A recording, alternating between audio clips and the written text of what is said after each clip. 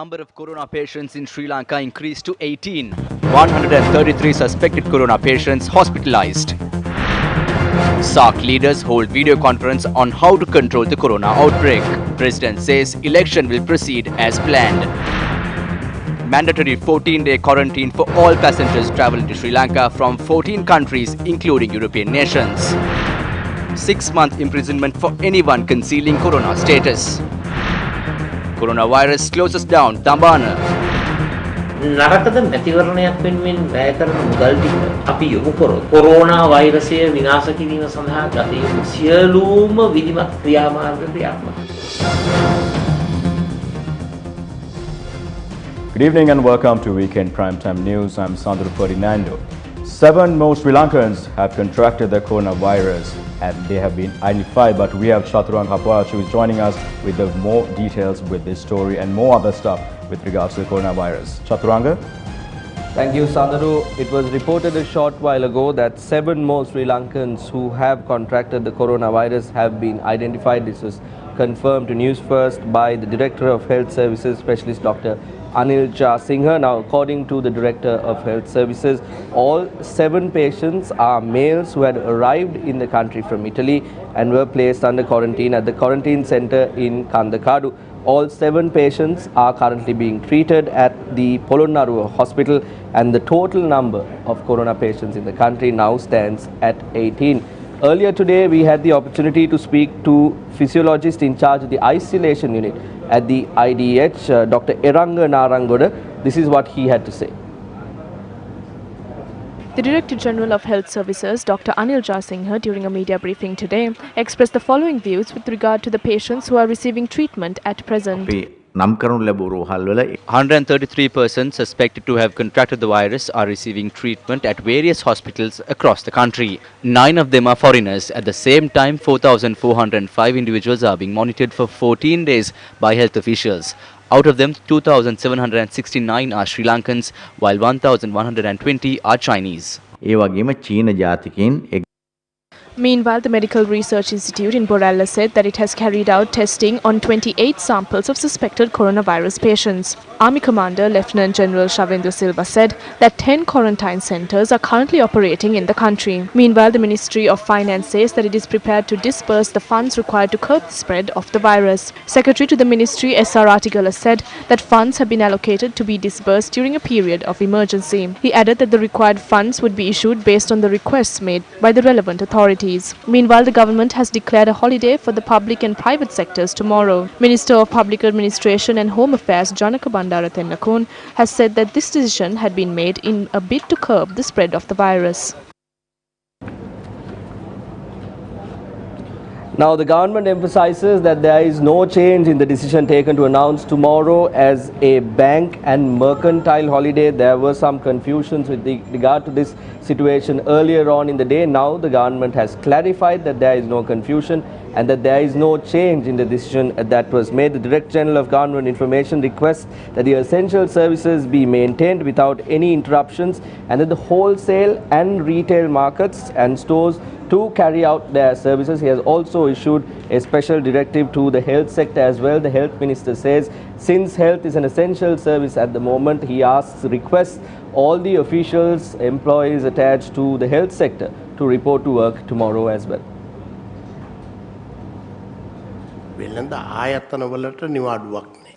There is no holiday for the traders. Tomorrow business will be as usual in wholesale and retail trade as well as in import and export sectors. No wholesale or retail shops in PETA will be closed. The public can purchase essential commodities and other items without any shortage. The purpose of this holiday is to prevent people from gathering in large numbers. It has also been ordered to be as stringent as possible for sterilization on that date. විසබීජ හරණය සඳහා හැකිතාක් මැදිහත් වෙන්න කියලා නියම කරලා තියෙනවා. A large number of people exceeding 5,000 arrive at our office to obtain services. Please do not visit the office unless it is for an emergency matter and do not arrive if you are sick. We have imposed restrictions on 15 countries. If you have any relatives and friends overseas who are expecting to arrive in Sri Lanka, please inform them to stay back because it is unsafe to travel at this time. So it is safe to stay back in those countries. විවිධ අය හම් වෙන්න පුළුවන් විවිධ රටවලින් එකතු වෙනවා. ඒ නිසා මේ මම ඉල්ලීමත් මේ අපේ ශ්‍රී ලංකා ජනතාවගේ ඉල්ලා සිටිනවා. The Controller General of Immigration and Immigration also spoke regarding the situation, and he updated the general public in terms of his areas that come under his purview. This is what he had to say. Those were the views that you heard from the Controller General of Immigration and Immigration. We apologize for the slight technical delay there. Now, we spoke to you about a confusion that arose with regard to this mercantile holiday that was announced. The Employers Federation, Ceylon, has issued a clarification on the government's decision to declare tomorrow as a holiday. Issuing a statement, the Employers Federation said that the government's decision to declare a holiday for public and banks cannot be extended to the mercantile sector as per the Holidays Act. However, the statement added that the Minister of Employment and Labour Relations has requested employees in the private sector to grant a holiday to their employees. This request has been made to facilitate efforts by the health authorities to curb the spread of the coronavirus. The statement called on the private sector companies to declare tomorrow as a holiday at their discretion. There are some frequently asked questions with regard to COVID-19 or the coronavirus, especially here in Sri Lanka, and we Newsfirst spoke to specialist doctor on the coronavirus, Sri Lankan specialist Professor D.L. Jayaratna regarding this. This is what he had to say. COVID-19 is more adverse than both of the previous forms of this virus.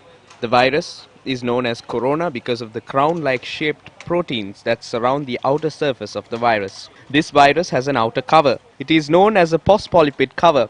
This is known as an envelope virus. The virus has proteins. These are glycoproteins. Using these proteins, the virus can access the cells in our respiratory system. It is like the virus has a key to open up the doors of the cells and affect them. දොරටු විවෘත කරගන්න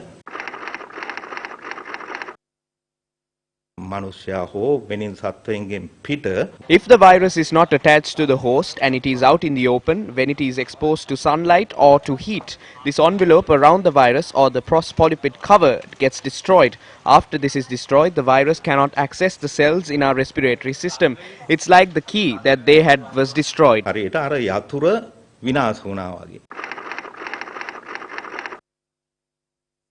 පුදුම හැකියාවක් තියෙන A potent enzyme is produced by this virus. This RNA polymerase enzyme creates many mutated variants. These can be known as weak or disabled viruses. Even though these viruses enter the cells in our respiratory system, they cannot cause any diseases because their genome is mutated. The disabled viruses create antibodies against this virus, and that is known as immunity. When time passes after the inception of the virus, the general public would develop immunity against this virus because of the weak or disabled viruses entering our system. This is now happening in China. This process is actually now in its final stages in China. Although this spread as an epidemic in China before, the number of cases being reported now has reduced. Although this spread as an epidemic in China before, the number of cases being reported now has reduced. This is because many of those disabled or weak viruses had been released to the environment, and those had entered the bodies of humans and created antibodies against the virus and naturally raised immunity among this group of people. ප්‍රතිශක්තිය ඒ සමාජ කණ්ඩායම් තුළ ඇති වෙලා තියෙනවා.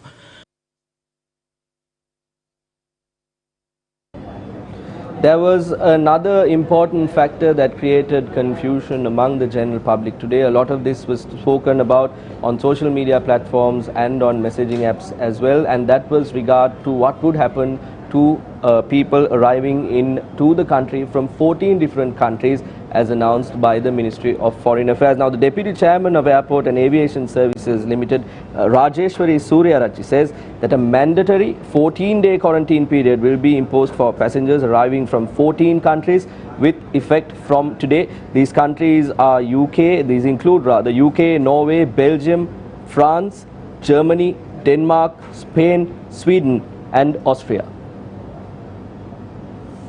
Director General of Health Services Dr. Anil Jasingha yesterday said that 2 patients who were tested positive for coronavirus in the country yesterday had contracted the disease in Italy. These patients had travelled 800 kilometers from Italy's city of Milan to board a flight and had consumed paracetamol to avoid being detected with fever at the airport. Officials at the airport point out that passengers arriving from countries which have been affected by the virus could enter the country through such unlawful means. As Sri Lankans residing in Italy are reluctant to come to Sri Lanka due to the quarantining process, they fly to India and stay there for a week before coming to Sri Lanka. Passengers come from several countries. They should be checked at the airport. First, we began quarantining those arriving from Italy, Iran and South Korea. We extended this to those arriving from France, Germany, Denmark, Spain, Sweden and Austria. We will not allow those arriving from these countries to enter our country. There is a possibility that this ban might be extended to other countries as well. A problem has arisen since those with Schengen visas can board a flight to Sri Lanka from around 27 European countries. For example, a person from Italy can board a flight from France, Germany, Denmark or from Finland. We are now identifying the airports at which the passengers have boarded their planes. We have been informed of certain situations in which this had taken place. Therefore, we have instructed airport officials to inspect the immigration card of the passengers and to identify the country from which they had boarded a plane first. I feel that this problem will not arise again. The health officials are inquiring into those who left the country after the deadline. In the case of affected patients, they are identifying as to whom they associated within the country. Meanwhile, we inquired regarding the instances in which those arriving from Italy can unlawfully enter the country. Flights have operated from the southern part of Italy until the 13th of March. However, sea and air travel has been suspended since then. Those in Italy cannot travel to bordering countries such as France, Austria, Slovenia and Switzerland. Therefore, the Sri Lankans here cannot leave the country. That was, of course, Mr. Rajivasiri Suryarachi, the Deputy Chairman of Airport and Aviation Services Limited, speaking about the mandatory 14-day quarantine period that will be imposed on passengers arriving from 14 countries, including UK, Norway, Belgium, France, Germany, Denmark, Spain, Sweden and Austria. Now, of course, you are aware that the Tri-Forces along with the police department are taking a lot of steps to protect the general public living in our country. Police has warned that individuals who conceal being identified with COVID-19 could be sentenced to 6 months in prison. Now, this is stated during a media briefing at the police headquarters today. A special operations center has been set up at the police headquarters with regard to the coronavirus. There are 5 hotlines and an email address through which the public can reach this operation center. The contact numbers are 0112 444 480 or 0112 444 481 or 0115 978 730 or 0115 978 734 or 0115 978 720. At the same time, those who suspect that an individual has contracted the virus can reach us on lahd@police.lk. We have given instructions to set up a team of 7 officers at each police station to act with regard to the information that will be received. If you have returned from overseas and have a suspicion of being affected, you can inform us through these contact details. If an individual affected by the virus is concealing it and is continuing to associate with the public, it will be considered as an offence under Section 4 of the Quarantine and Prevention of Disease Ordinance. At the same time, harbouring such patients will also be considered as an offence. We have informed that to the relevant police stations. Those found guilty can be sentenced to 6 months in prison. They can also be charged under sections 262, 263 and 234 of the Penal Code and be imprisoned for 2 years. If a person escapes a quarantine centre and disobeys instructions issued by the health authorities in that regard, action will be taken under the Quarantine and Prevention of Diseases Ordinance and the Penal Code. The police can arrest these individuals without a warrant.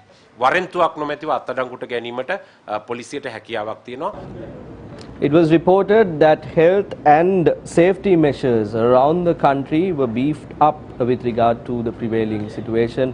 Newsfirst cameras were able to capture some of these.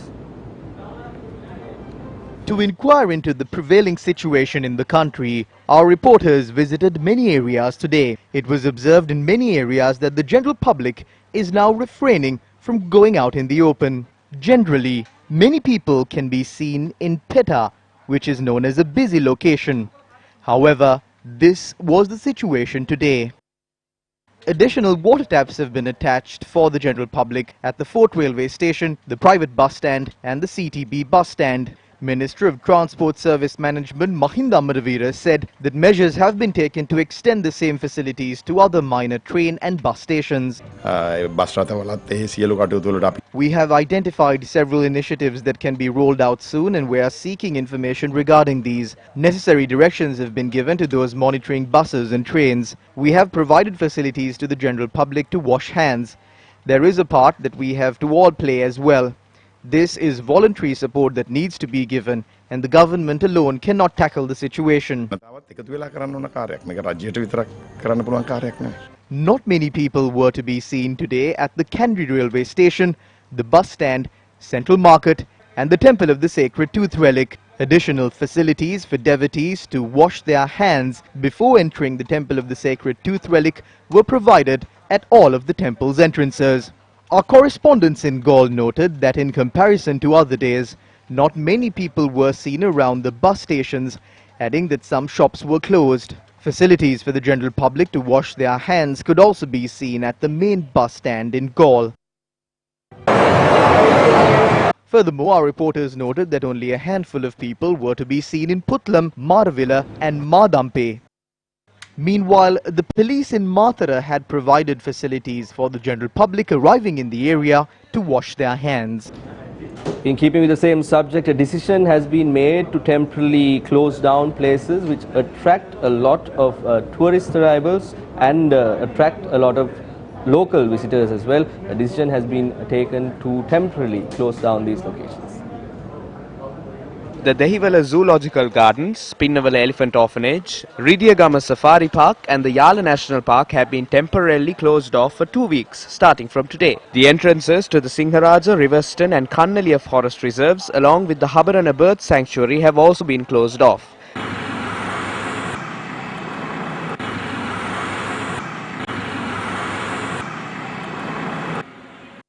Minister of Wildlife S.M. Chandrasena expressed the following views in Anuradhapura today. Parents have been visiting these parks with their children. At the same time, foreign tourists mostly visit national parks. The coronavirus can be transmitted largely in these environments. We will face losses as a result of this move. However, we consider the safety of the people as our priority. That is why we decided to close down national parks for 2 weeks. We hope to reopen them based on the situation. While a drop in visitors has been recorded at the Mirissa tourist zone, tour guides have stopped transporting tourists for whale watching in the sea. Director General of the Department of Wildlife Conservation, Chandana Surya Bandara, said that dolphin watching areas in Mirissa and Kalpitiya have also been temporarily closed off. Uruwarige Vannilatto, the Dambana where the chief has also decided to close down the Dambana indigenous village, taking into consideration the safety of the people.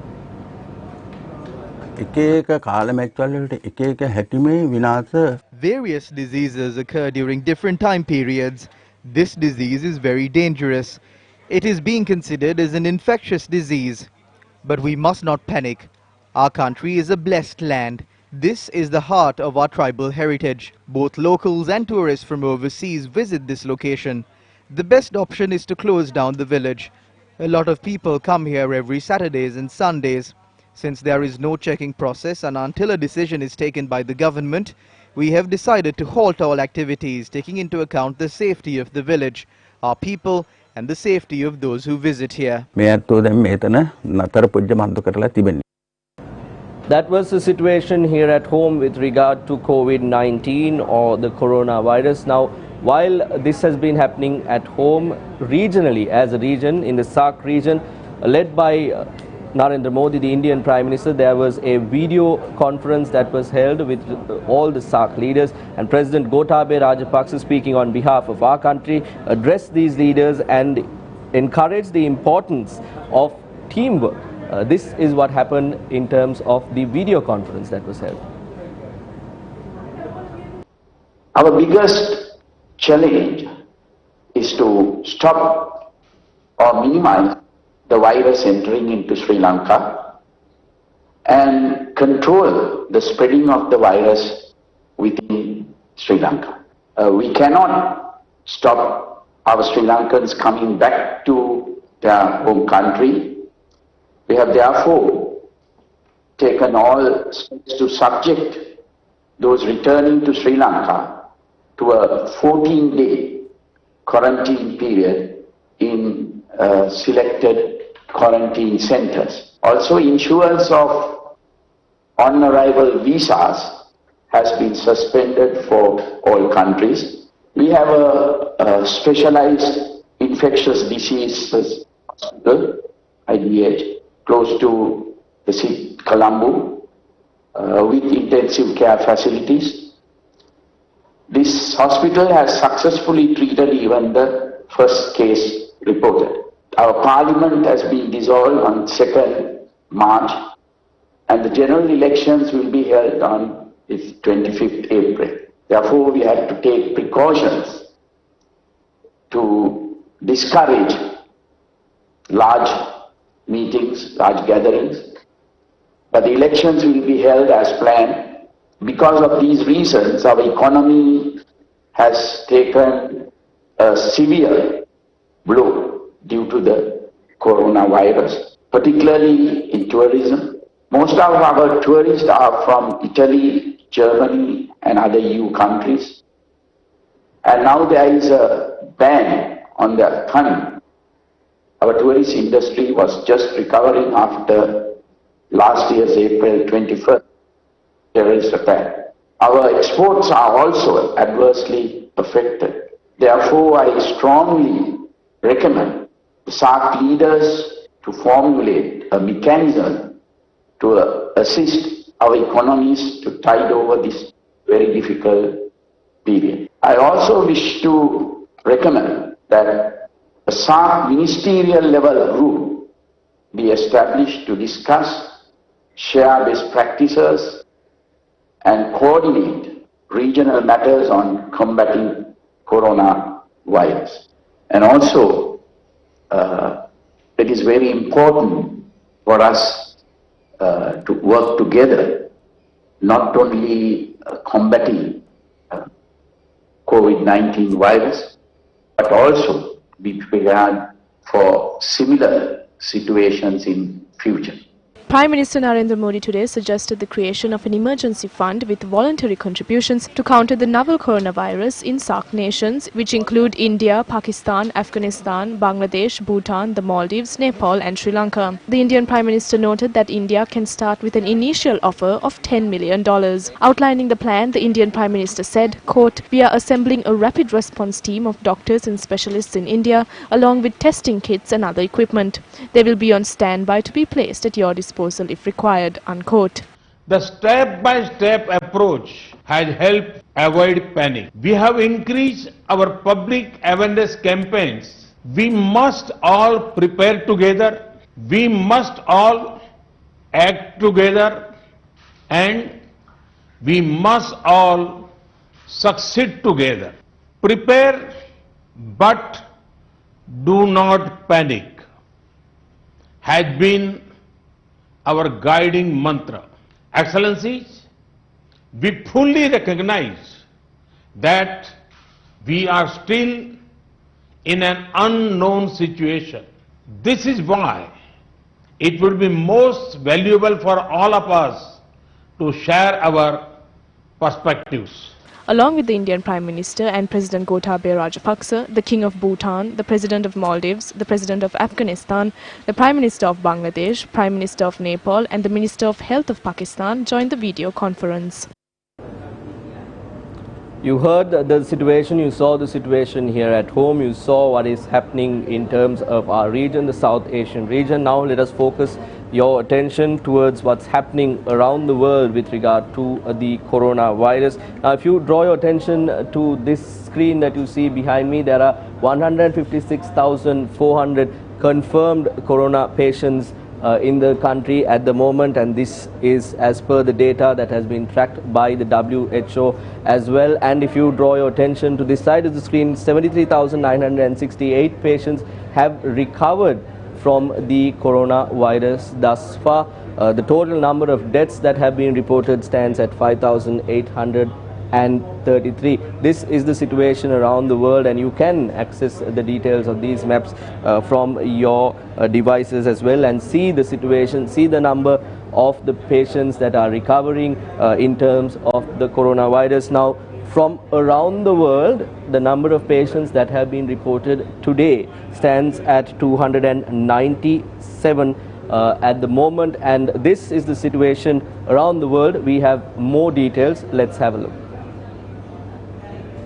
The situation in China, which was once the epicenter of the coronavirus outbreak, is currently being restored to normalcy. Yesterday, only 10 deaths were recorded from China, which is home to the largest population in the world. The number of patients receiving treatment in China has dropped down to 10,732. However, the coronavirus is spreading rapidly across Italy. While the number of deaths in Italy rose to 1,441, the number of affected patients in the country stands at 21,157. The mortality rate of the virus in Italy has been recorded at 42%. Meanwhile, the number of affected patients in Iran is currently on the rise.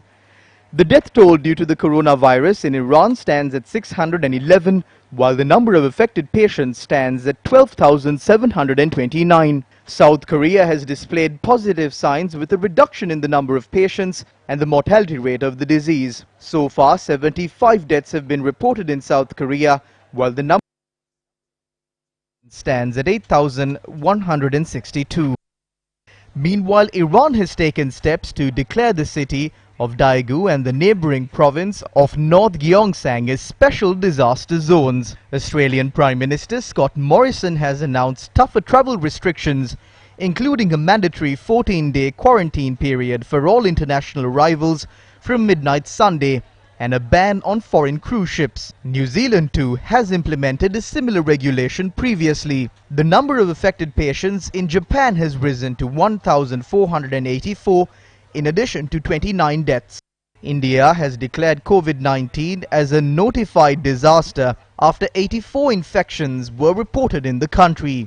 The first patient reported from India's capital of New Delhi has recovered fully from the viral infection. Philippines' capital of Manila, which is home to some 12 million people, has been placed in lockdown amid the spread of the coronavirus. Lebanon and Libya took steps to declare a state of medical emergency over the coronavirus.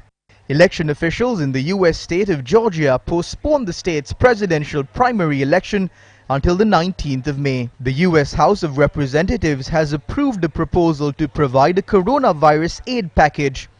Accordingly, US citizens will be able to undergo a medical test free of charge and would be granted paid leave if tested positive for the virus. Meanwhile, the White House has announced that US President Donald Trump has not been diagnosed with the virus. The travel ban imposed by the US on European countries has been extended to Britain and Ireland with effect from midnight tomorrow.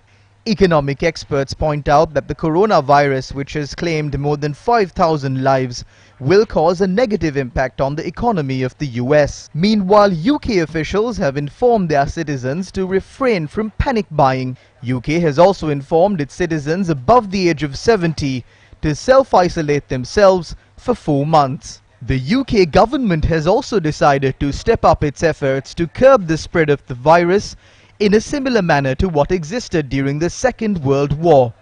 Accordingly, hotels and other buildings are to be converted as temporary hospitals in the near future. The United Kingdom's provincial elections have also been postponed. Meanwhile, Colombia has closed its border with Venezuela and has barred the entry of persons who have toured the Asian and European regions. The World Health Organization has declared Europe as the epicenter of the COVID-19 epidemic.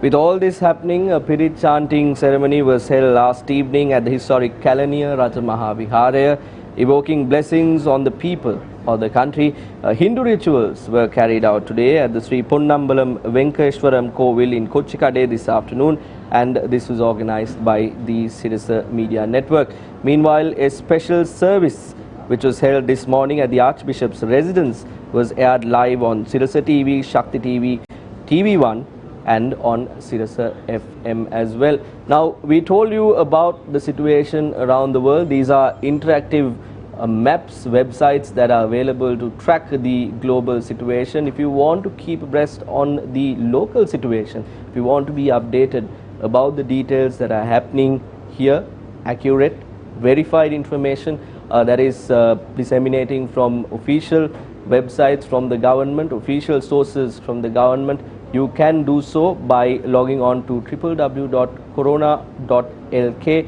which is a site attached to Newsfirst Digital. There you will be able to see all the updates real time with regard to the coronavirus situation in Sri Lanka. Again, I have to reiterate that the information available on all our platforms, be it TV, radio or on digital, all these sources are verified information. The site once again is www.coronavirus.lk. You can go there and have a look for yourself in terms of the information that is available in Sri Lanka. Sandaru is at the main desk. Sandaru, over to you. Thank you, Chaturanga. Thank you very much for that extensive update. Moving on now, with the prevailing situation in the country, the government should consider if it is a suitable time to hold the general elections. Leader of the Samagi Janabala Vega, Sajith Premadasa, shared these views during a media briefing held today. As a group that is in the opposition, we need to act very responsibly. When a decision was reached to cancel all meetings for a period of 14 days, we agreed to this. I would like to urge the people of this country to act more calmly. Do not create unrest and affect the country. We will extend our unwavering support to make this a great and healthy country. With the current situation in the country, they have called for nominations for the general election. We are ready to face this, but please listen to this. All meetings have been cancelled for a period of 14 days, and nominations need to be submitted between the 12th and the 19th. Keeping in mind that we can't engage in any propaganda activities or visit houses. Therefore, against such a backdrop, how can we have a general election? Even internationally, many elections have been postponed. Therefore, isn't it wise to save the money that we would otherwise spend for the elections and use it towards preventing and eradicating the coronavirus? We need a clean and clear solution to this. Holding silence at a time like this can be dangerous, and we are ready to support this government to give priority to save the lives of our people.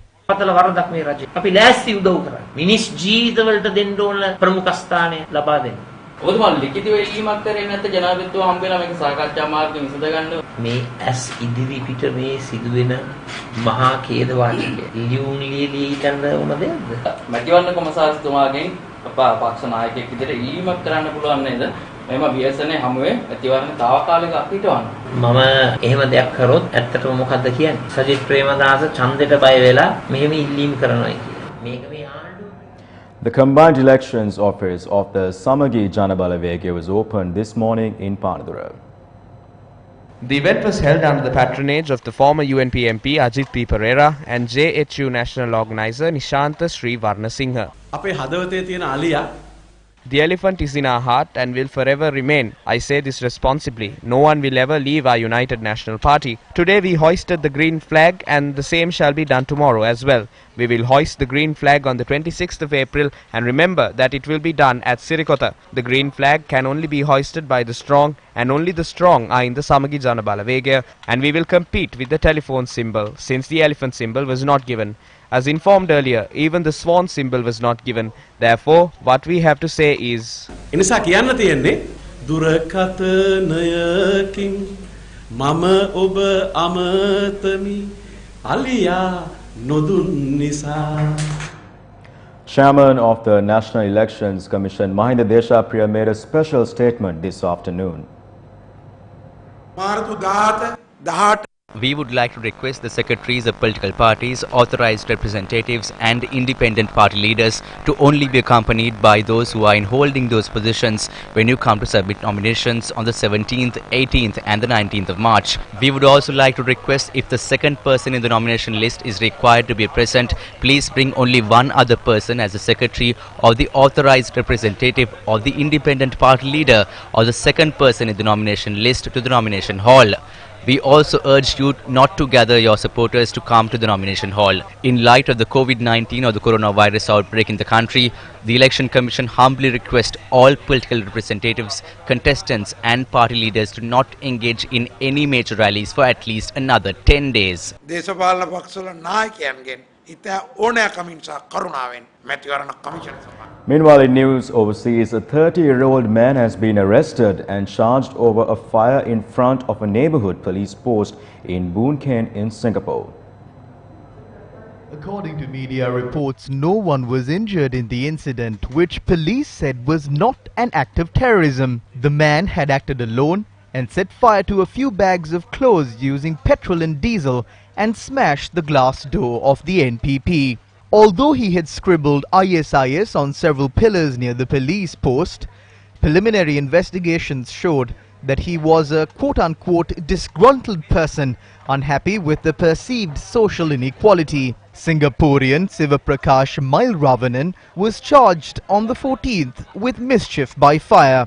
He will be remanded for further investigations and the police will seek a court order to send him for psychiatric assessment. Now, to stay abreast of all these stories and everything that has been developing with regards to the COVID-19 or coronavirus, you can log into www.newsfirst.lk and keep a track of latest developments, and we will be sharing all of these valuable information with you as and when we receive it. And with that, we wrap up news for tonight. Thank you very much for joining us, and the sign language interpreter who was joining me today was Taraka Gabriel. With that, do take care and good night.